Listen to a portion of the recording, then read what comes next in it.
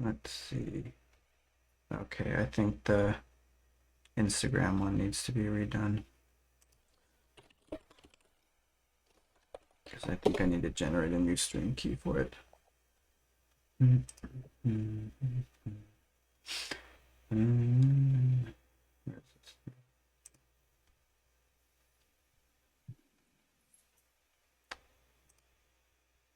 Okay, Instagram is busted.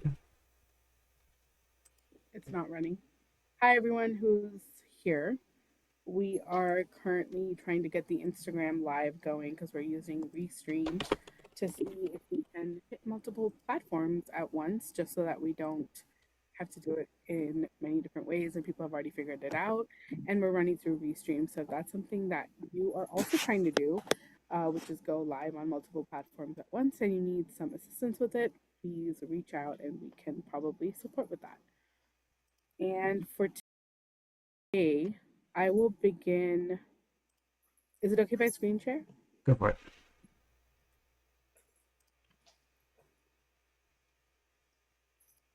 Can I screen share, Rob?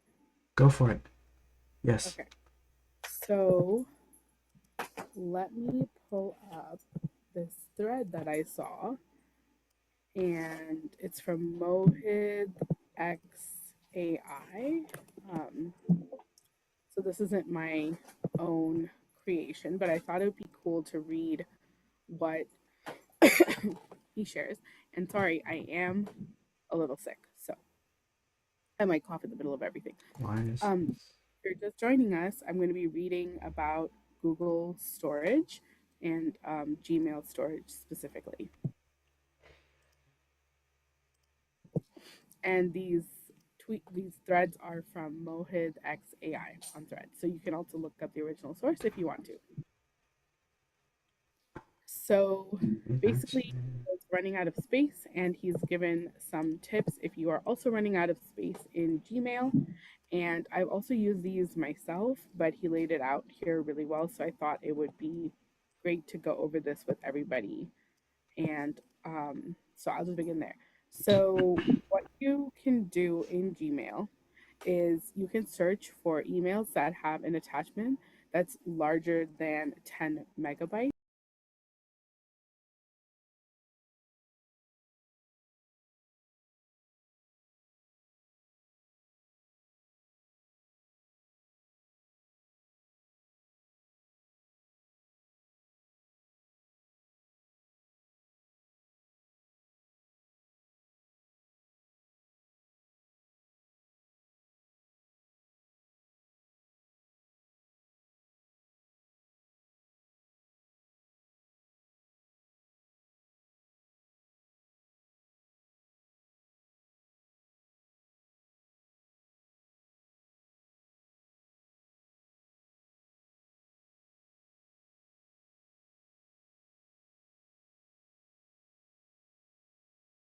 So good. Yeah.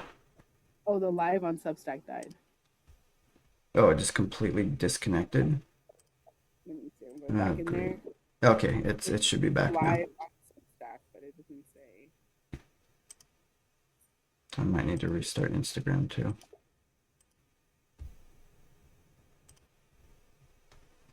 Yeah, that key works still.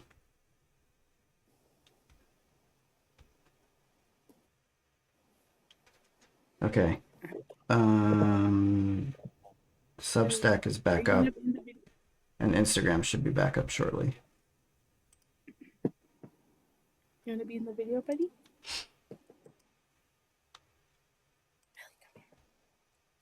Come on. Should be back up Up. shortly. Yeah. This is Billy. He has been out in the snow today, and so his face is completely soaked. Yeah, you had fun in the snow, huh, buddy? Yeah, you did. He's just like, yeah. Are we live? Yeah. Okay. Welcome back, everybody. Today we have our dog Billy, who is a sweetheart. He's a year and a half, and he played in the snow today. Okay, so we're reading this thread from Mohit XAI regarding Gmail if you've run out of space in there. And these are some of his tips. And if this is something that you're running into, please reach out to us because we have supported clients with this. I actually helped somebody with their Google storage earlier last week, I think, or the week before. So this is something that we do quite often. So if you're running into this, let me know. And I'll read you the instructions. And if you're not able to figure it out on your own, you can reach out to us and then we can go through it with you in a free 30-minute session. Or if you want to book a one-on-one tutoring or coaching session with us for any tech issues you have, then we can also go over this there. So basically, there's a way to do a search where you can find every email that has attachments that are greater than 10 megabytes. Hi, Billy. Sorry, I got distracted. Um, and then once you do that, you can delete those, and that can really help you, you know, reduce the amount of storage that you're using in your Gmail, so you can get back your sanity. Because email has ruined everybody's sanity. And then you can also delete things in bulk, like promotions, social, and updates. So there are instructions here on how to do that. You can also target people who are repeat spam senders. So there's a way to search through your Gmail to see all emails who are from a particular person, and then you can just delete those. Yes, Billy, I love you too, buddy. And then, sorry, that was a little I can read that one again. So you can also delete emails that are from a particular sender.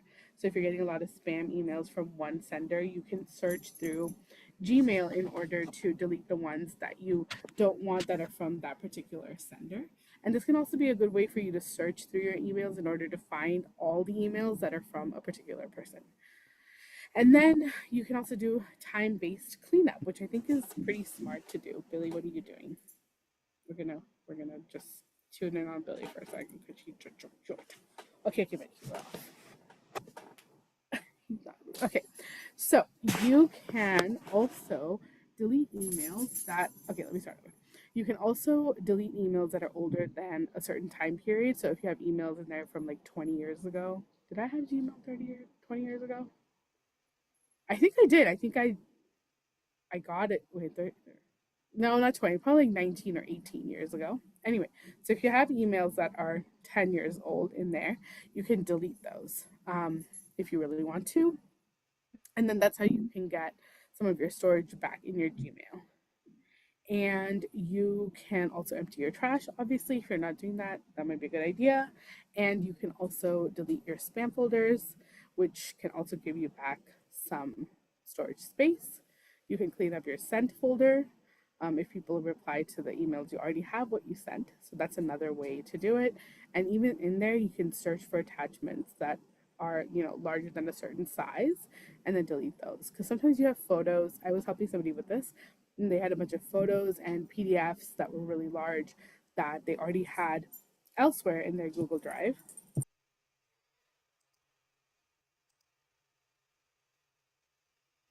And so, oh, now the other dog is here. Hello, Doja.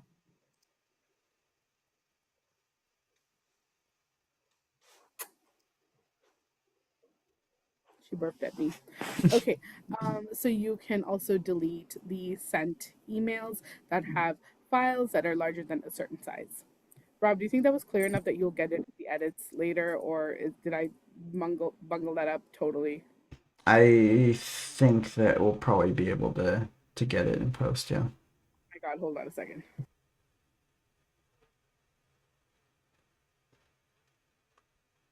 Distracted driving is one of the largest causes of accidents on the road. You should be mindful when doing something else and your phone rings and picking up to answer it. I'm pretty sure I actually know who she's talking to, though.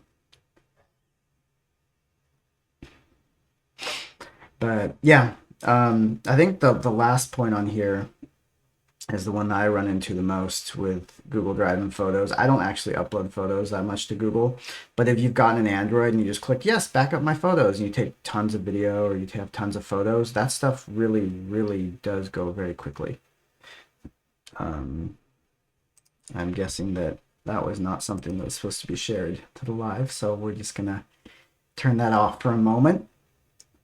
But Yeah, and like I went in there at some point and I found out that I had like a 3 gigabyte video file that I'd uploaded at some point because I'd sent it to someone. One of the things I actually love doing when sending stuff to people is I use Dropbox. And so if you have Dropbox, then you can actually, if you pay for Dropbox, and it's about comparable to Google. It's a lot of space. It's files and instead of just Drive and stuff like that. But that's how I send videos to people. So I found that to be helpful. Okay, there's a really weird window thing happening here. So is that because of me or because of you? I'm not sure. Are you seeing like a weird bar show up? No. Let me see. Cause some Okay, is this working again? yes, it looks okay to me. Wait, hold on. Um, which one? Oh, I was talking about number 7, but I didn't talk Okay. about that much. Okay, cool. Um Yeah, so, and this was new to me, that Gmail shares 15 gigabytes with Drive and photos, not just email. So that is new information. So it does also make sense to kind of look through your Google Drive and your photos. And if you're maxed out on storage there, then you might want to look into that. And if you need help figuring out where else to put your stuff and how to do all of this, or if you need someone to just care of it for you, um, let me start that over.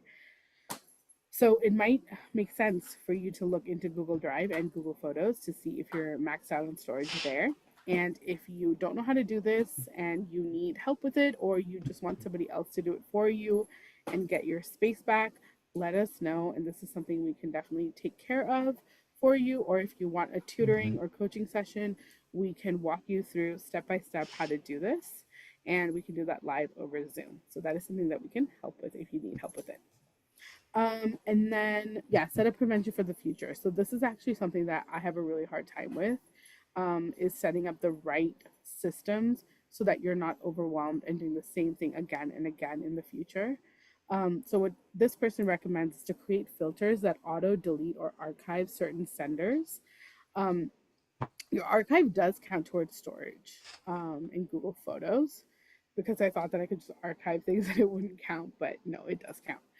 And create filters. And the example filter that he has here is that there's an email attachment that's larger than 5 megabytes in the promotions category, then you skip inbox and delete it automatically after 30 days.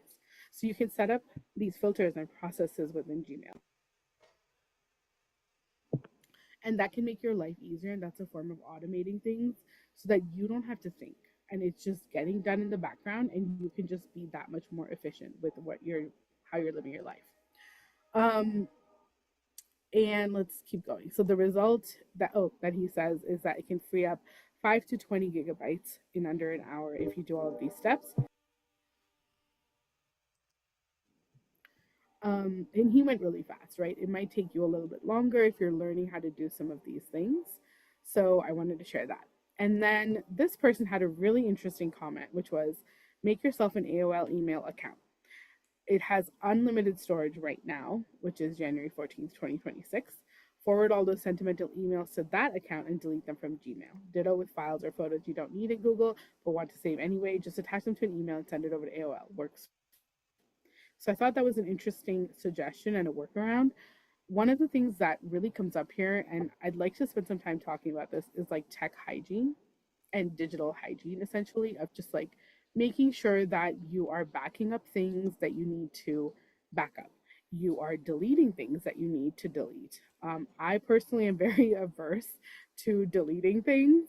So I have a really hard time with doing that, but I have been practicing doing it and being able to soothe myself through what I consider a very valid fear that I may need this email from 15 years ago from my ex coworker about a barbecue that we were hosting.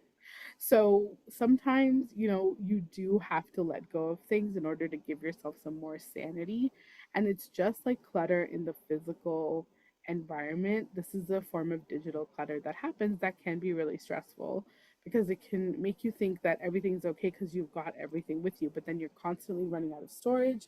It can also affect like how your phone is running. If, for example, you have Google Photos on there using a Pixel and you just have so much stuff and you're constantly having to delete things, it can affect everything. Like you can feel that overwhelm spreading out into all the other areas. So if that is something you're struggling with like just overflowing storage and having to constantly delete things and panicking about it and not feeling like you have your tech under control, then you can reach out to us. We have so many clients who come to us who are just drowning in emails, text messages, different apps, how to use them, how to make videos, how to do video editing, where to store the videos, knowing where the draft of the video is. There's so many different issues that come up, and we're happy to help with all of those things. And we have drop in, you know, coaching and tutoring that you can get with us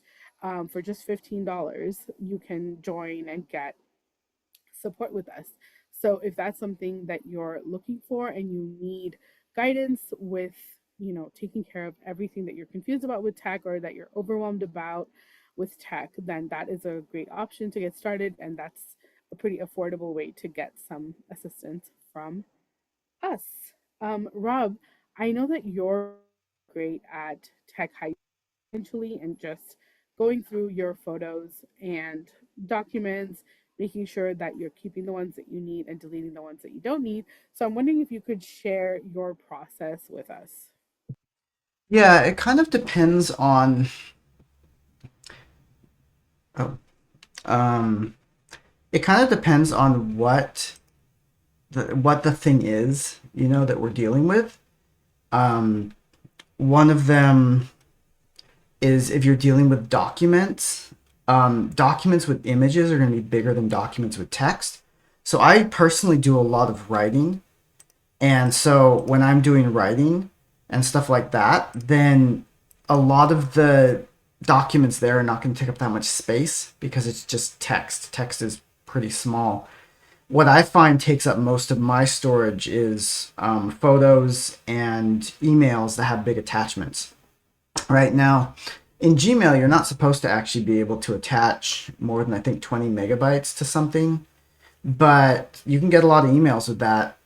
And so a lot of what I do is, I mean, and I hoard emails, just like everyone, like Fi was talking about, but a lot of what I do for just hygiene is try to get to inbox zero. And for those of you who don't know what inbox zero is essentially where you have no emails in your inbox. And you might think, well, what do you mean no emails in my inbox? They're emails. What am I going to do with them? Well, you categorize them. And that's kind of the thing. For whenever I get an email, I look at it and I say, okay, where does this go? Do I have a category that this belongs in? For example, if you get a receipt in the email from buying something, I put it into a label called receipts. And if I get something that's from family and friends, I have a label called family and friends. Now, I'm saying label because this is in Gmail, and Gmail you can put multiple labels on something. But in other email providers, it would basically be the same thing except with folders. And so every email. And if you don't have a label for it and you want to hold on to it, you need to create a label. So that's kind of the way that I handle the inbox, because then it also means that you go through and you delete stuff, because you get some random coupon from Kroger or wherever, you don't really need to hold on to that. So you're just going to get rid of it. Well, maybe you do. Maybe you hold on to coupons. In that case, you put it in a label. I would delete it. And so that means that every email, I think I only get a backlog of maybe 2 weeks of emails, and that's going to be about 30 emails. Which reminds me, I need to actually go through my emails. One thing I will actually also do, because I have such a small inbox, I don't have tens of thousands of emails in the inbox, I only have maybe 20 or 30. What I will do is if I need to take an action on something, I'll leave it unread.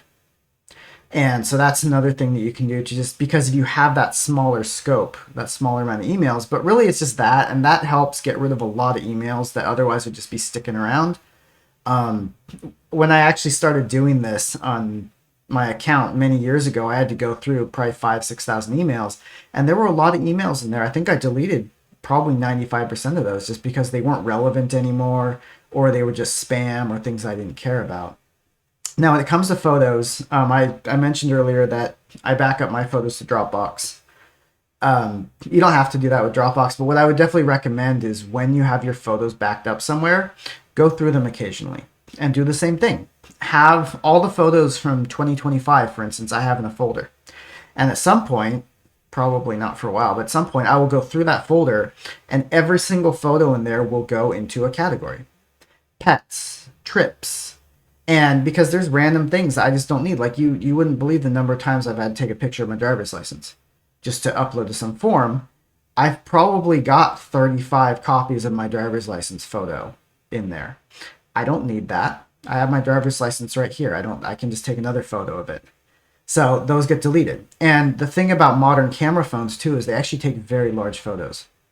I don't know if you've ever actually viewed one of those photos at full, like normal 100% magnification. They are massive, which means that's more space that's being taken up. So deleting those, especially video too, a 30-second video of my dogs playing in the snow yesterday. Yesterday? Not yesterday, this morning. And I took two of them because the first one I took, they were hidden by the porch. Well, that's there.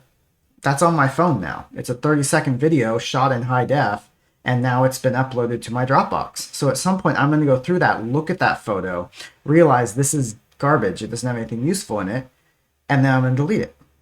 And that, because video, if you think like a photo is that huge high resolution, what is a video but then just the same images, but 30 of them per second? So if you take a 30-second video, that's actually quite a lot.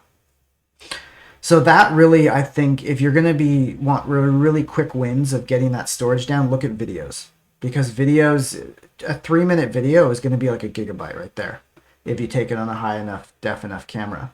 So, yeah, Yeah, and sometimes your phone is shooting in 4K too, or it's shooting in 2K, and then it's like trying to store that, and so you're going to run out of space. The system that I so you can also change that in your settings for your camera. You can decide like the exact resolution of the pictures and videos that you're taking, and that can really help. The other thing that you can do is compress things and save them that way, so that they take up less space. Even with that, there are like some limits, so you'll still run out of space if you really have big things. Because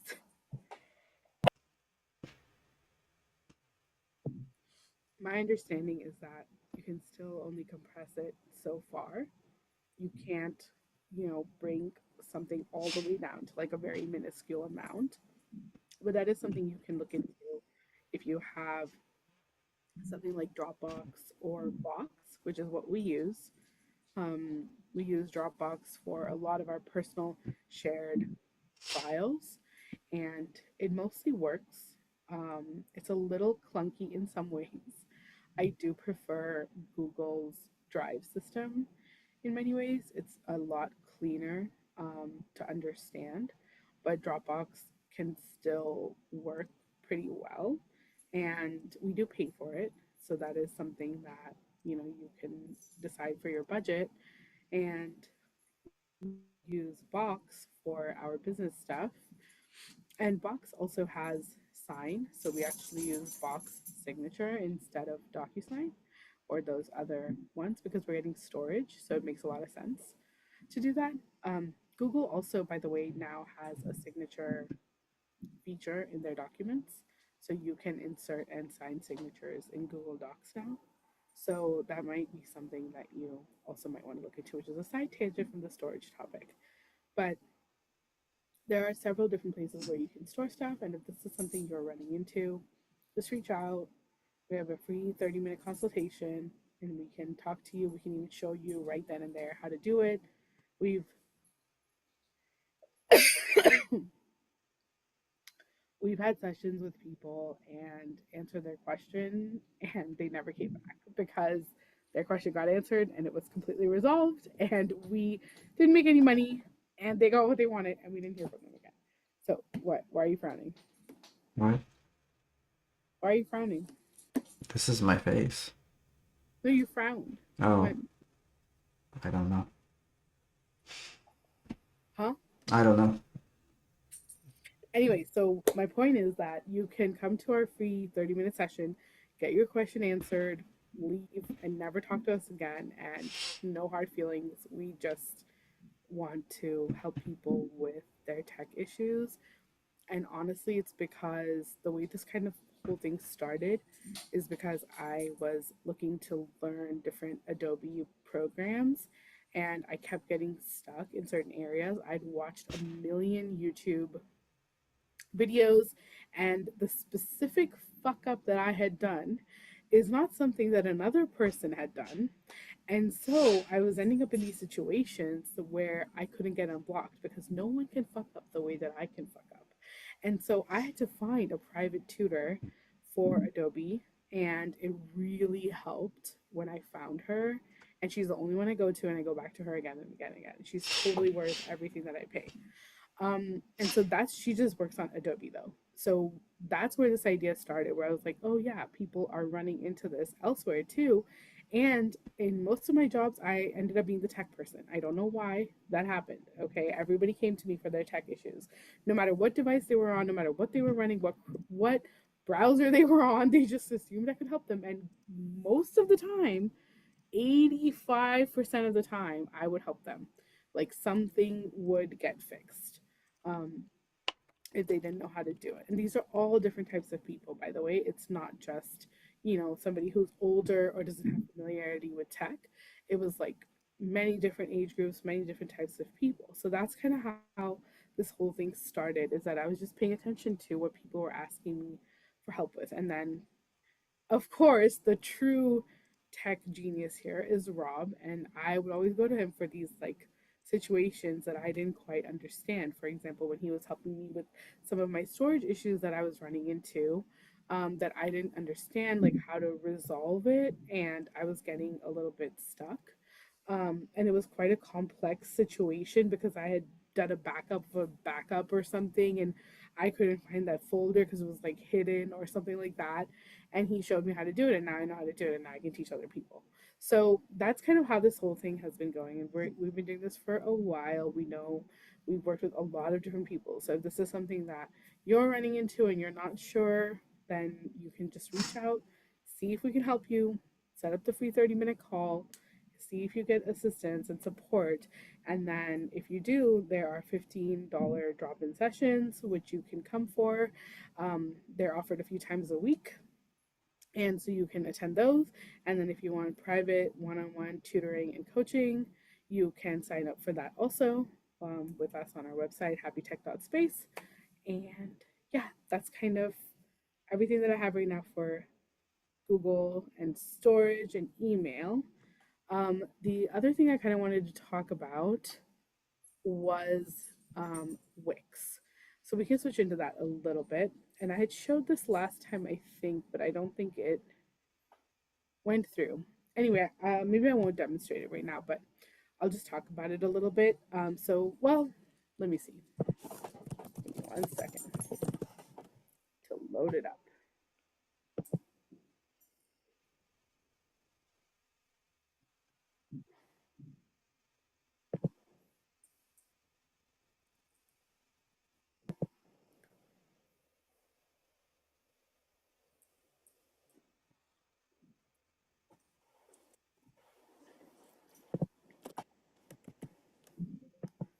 Off you Okay, so go. I'll actually read to you from what? Oh, go ahead.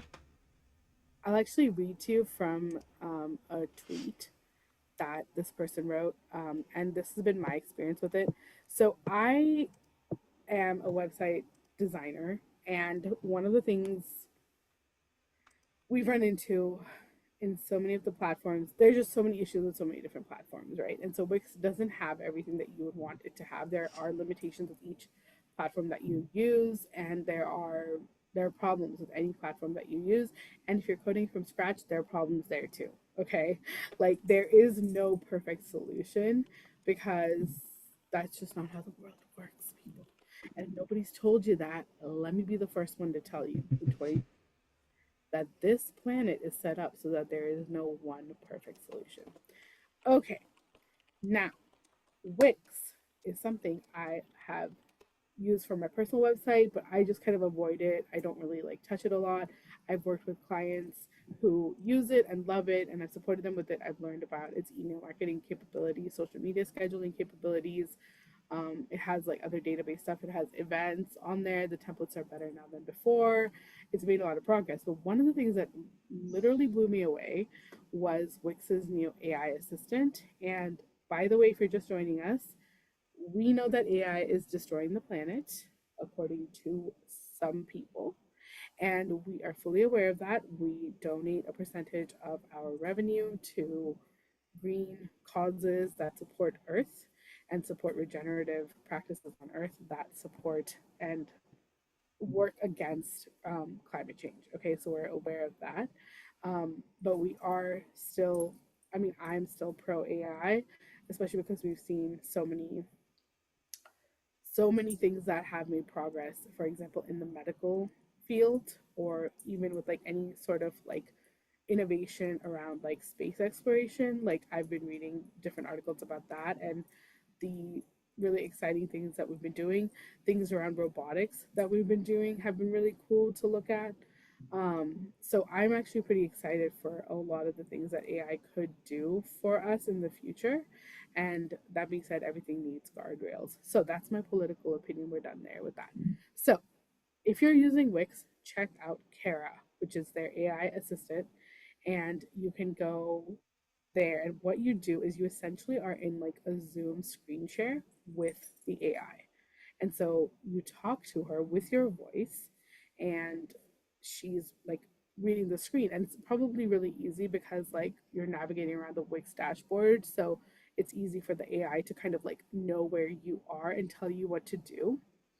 So that is something that I would like recommend looking into if you're using Wix because it helps a lot. You can also think through some of the flows that you want to have in there, and you can just get answers to things. Sometimes it's hard to find something in the menus. You're like, oh, I know this capability exists. Doja's here. You may know like a capability exists, but not really know how to set up that capability exactly in Wix. So Kara is like one of the ways that you can do that because you can kind of go in there and ask her like, hey, this is what I'm trying to do, and she can really walk you through how to do each of those little pieces. And you don't have to type anything.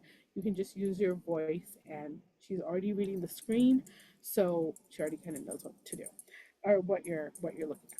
So that is something that I'd really recommend. I know a lot of people do use Wix, love Wix, use Wix apps, and just really love the experience. Um, and just have a lot of their things integrated.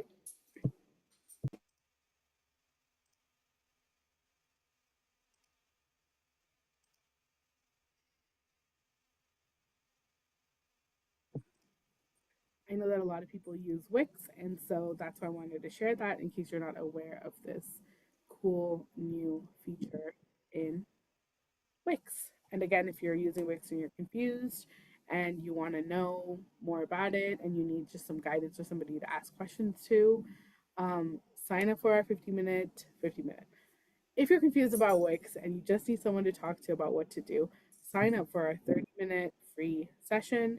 We can go over some of these things and you can get some answers and walk away knowing a little bit more than you knew before. Thank you. I can't talk anymore. I'm dying. I understand. So, one of the things I also wanted to mention, because Fi had mentioned it, was Box. Box and Dropbox work a little differently. So, Dropbox and most systems that have these kind of things, they say, hey, you have a limit of 15 gigabytes, 100 gigabytes, a terabyte, that sort of thing. Box doesn't, at least the plan that we have, I believe this is for all their plans, but I think you may have to pay to increase some of it. They don't have a specific overall limit. They have a limit on how big your file can be. Hey, can you start that over? Because I was drinking water with the camera on and it looks really awkward. So can you just start over from the beginning? Okay. So Box and Dropbox work a little differently. Box, whereas Dropbox has a hard limit of 15 gigabytes, 100 gigabytes, that sort of thing. And once you hit that limit, you can't put any more files.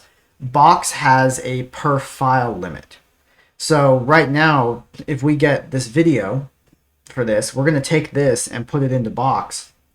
And we've put every single live and all of the reels that we get into Box. And there's no cap on that. The cap is on the file. So once your file goes over a certain size, they won't allow it anymore. And I think that's really smart because it really caters to businesses like us. But if you have a million tiny files, it actually works pretty well for you too. I don't know how they're able to get away with it. They probably have some special storage algorithm that makes it easier. But we obviously we pay for Box. I don't know if they have a free tier actually. They're more of an like a business offering. But if you have like maybe actually 3 million photos and you just don't know what to do with them, you might want to give it a look because it's kind of designed for that sort of thing. The other thing is you can also get external hard drives, and I know those get a bit of a bad rap, and you can lose them. They can get damaged, destroyed, that sort of thing. Good external hard drives like $100, and if you're paying for Google Photos and you're paying $70 a month, you're gonna kind of make that up in about a year and a half, if that. And those can hold a lot. Like you can get a lot of them, and you can keep building more. The thing is, Google Photos is in the cloud, right? And the cloud is safe. The cloud is good. The cloud is, it's there. If you're more privacy minded, though, maybe external hard drives might be a little bit better of an idea. There are also other companies that can store stuff like that for you as well. I think there's a company, I don't think it's cheap, but they actually do. You give them like a hard drive, or like you give them stuff to put on a hard drive, and then as that drive is like getting older, they will just clone the contents without looking at it over to a new drive. Because that's the big thing, right? We have an external hard drive downstairs and it's over 10 years old, and I actually don't know if it's going to work if we plug it in, because they don't last that long. And if you're working on the cloud, they have backups. They replace those hard drives all the time. Google probably goes through a million hard drives a month. That's just how that works. Um, yeah. One of the things I wanted to talk about a little bit was deepfakes, since we've been seeing that a little bit. This is tangentially to some of the other stuff we've looked at. And we looked at the Obama video. There was that photo that went viral a while back of the Pope wearing like a gold chain and like really puffy coat, which looked really good. Those are what we call deep fakes, and the reason they're called deep fakes and not just fakes is because they're hard to spot. They're really hard to spot. In fact, there's enough video of me on the internet at this point that if someone wanted to create a deep fake of me, it wouldn't be that hard to do. The technology's there. It's actually not even that processor intensive anymore.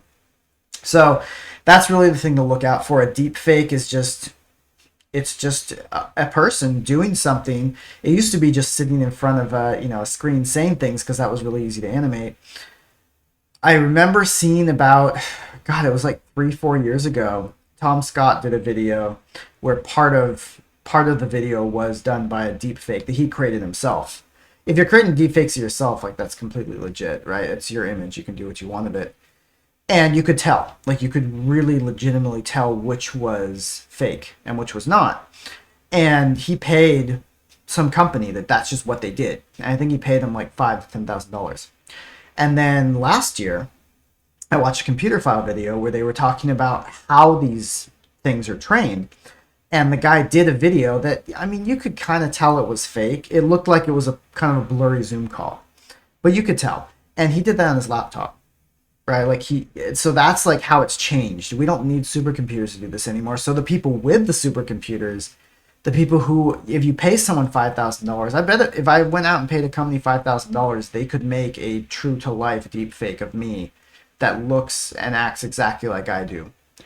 And that's kind of scary because it used to be, if you wanted to like take someone out of context, you could always tell because they'd be like, no, replay the recording of that interview. I never said that. Or, I was never there.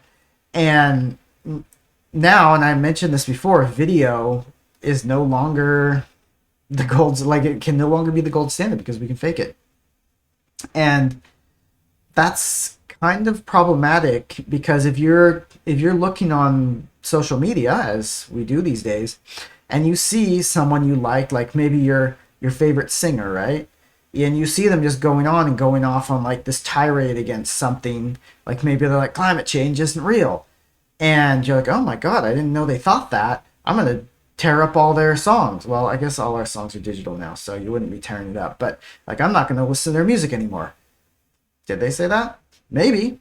Maybe they did. But then if they come out with a statement later and said, I never said that, I was never there. Who do you trust? Because you could also see some celebrities saying some wacky stuff and then coming back and saying, I never said that. We have a couple politicians that do that quite a lot. And the only reason we can catch them is because they're like, no, people were there. We have the recording. And when we say we have the recording, and they're like, I don't know what to tell you. That I wasn't there. It's a fake. How do you know? The fakes are so good these days. The thing that's kind of important about this to keep in mind for yourself is that there are a lot of scammers that use this. So if you get a call and it's some guy with a very thick accent telling you he works for the FBI and you've gotten this package with drugs in it and he needs you to get gift cards from Walmart, you're like, yeah, okay, whatever. If you get a call from your grandson and it sounds like your grandson, they say, look, Grandma, I messed up. I messed up really bad. I got in trouble with some really bad people. I'm really sorry it won't happen again. I just need you to wire $10,000 to this bank account. I promise I'll pay you back next month. Right? You might do it. You might do it. And that's, and that's the bigger thing, because if you get a phone call from someone, maybe not the best quality, it's hard to tell, right? You think, oh, I can tell. We can generate audio very easily that sounds exactly like someone else, and that's how a lot of these things are going on. Now, luckily, the millennials are getting older, and we're the ones that are starting to get scammed. We don't answer our phones, so it doesn't really matter if your grandson's calling you. You're like, why aren't you texting me? There are some millennials that have grandchildren at this point, I'm pretty sure. I'm not one of them. But my parents, absolutely. If I called my mom, she'd pick up. If I told her I needed $3,000, if I told her I needed $10,000, she'd probably be like, "What do you? I don't have $10,000 for you. What are you talking about?" But if I told her I needed like $1,000, $2,000, she'd make it happen. Yeah, she's my mom. What if it's not me who's calling? You know. So if this happens, if you get a phone call that's very urgent, right, and this goes back to urgency, scammers will always be like, "It's urgent. It's urgent." Hang up, call them back. You say, but the caller ID said it was their number. Caller ID can be faked. And the reason is the caller ID system is not actually verified.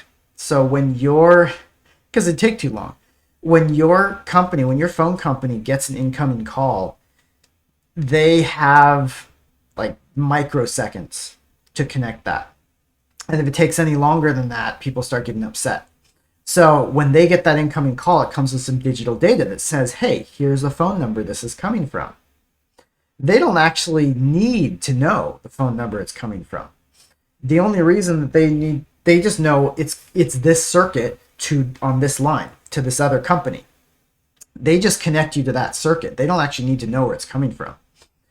And instead, like they'll look up, okay, who are you? Okay, you get the caller ID information. They're not going to verify it, which means someone can call you from some random number and set whatever number they want.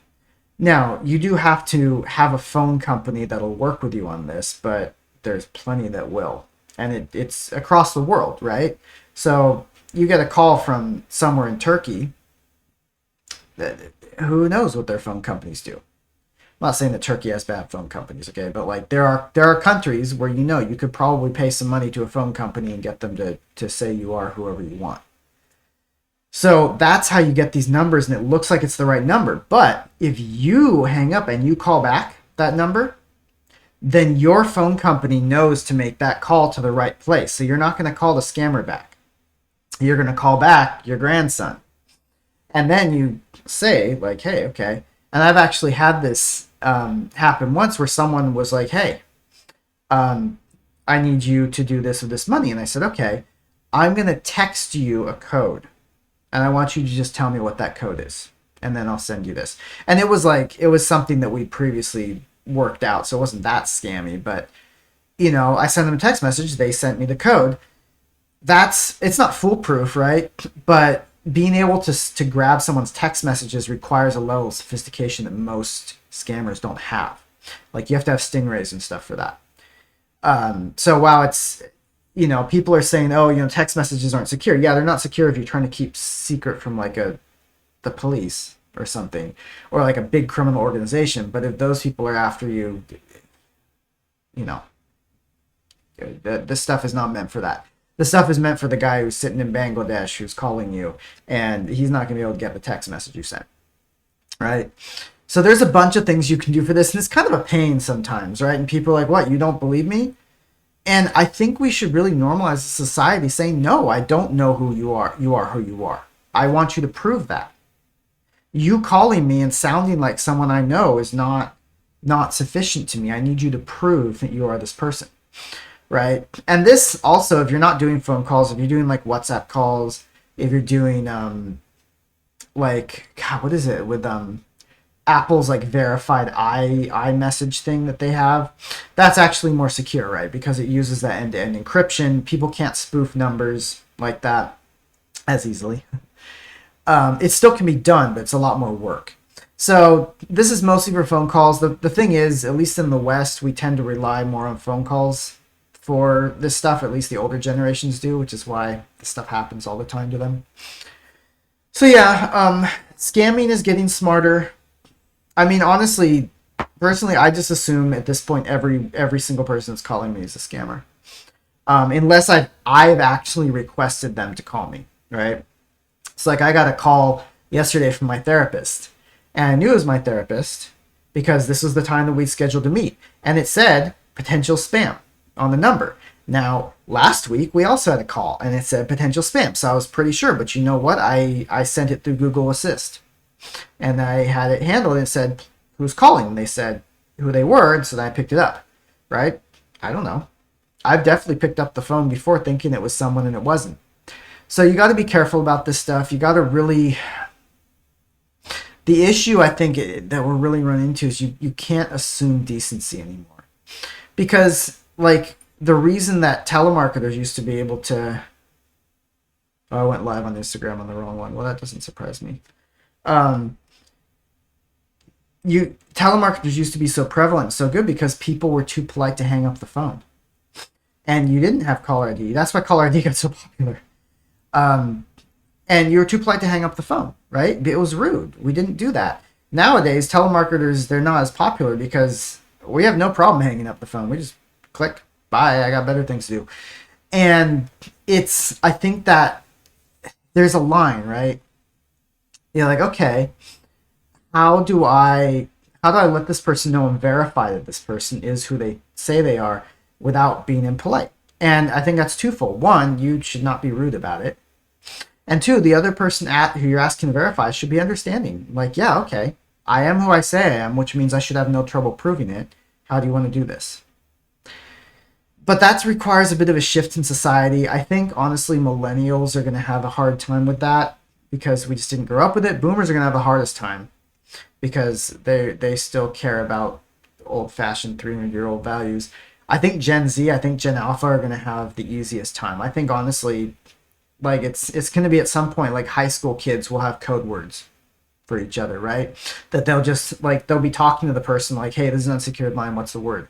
And they'll give them that code word or code phrase, right? That'll just be part of their lives because that fixes it too, right? If you have a code word with someone that okay, this person is going to be this person because they know that word, well, that's a little bit more foolproof.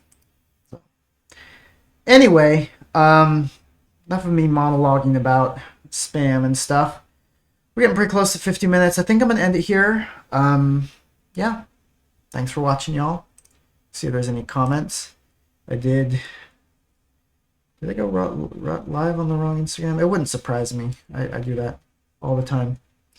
Anyway, folks, have a good one. We'll see y'all later. Take care.